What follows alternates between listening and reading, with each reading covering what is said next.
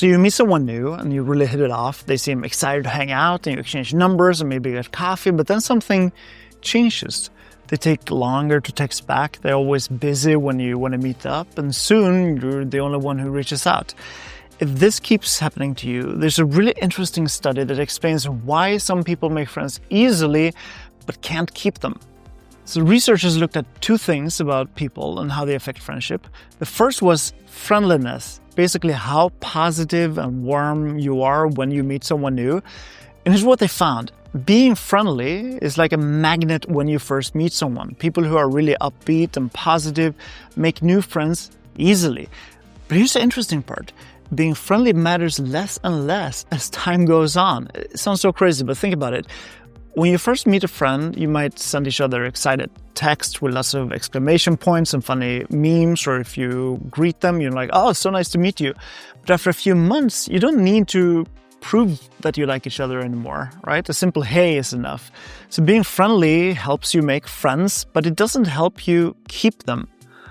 The second thing they studied was coordination, basically how well two people click together. This includes things like how much each person talks in conversations, or whether your energy levels match.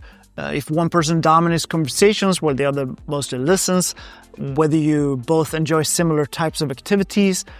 And here's the surprising part. Coordination barely matters when you first meet someone. If someone talks a bit too much or has way more energy than you, you probably won't even notice during those first few minutes or the first hangout.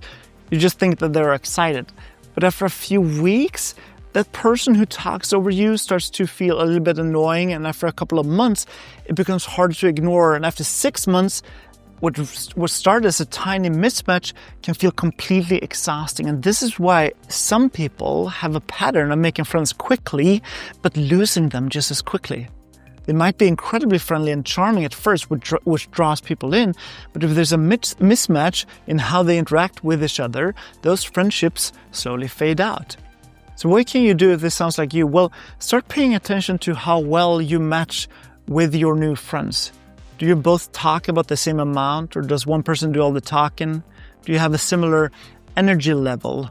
Or is one person way more hyped up than the other person? Is one person way more driven, oh, let's do this, and the other person more like, oh, I don't know. You don't have to be exactly like your friends, but if you notice these things early, you can adjust before they become big problems. The good news is, once you know about this, you can build friendships that actually last. It's not about being less friendly, it's about finding people you naturally click with and paying attention to how you interact.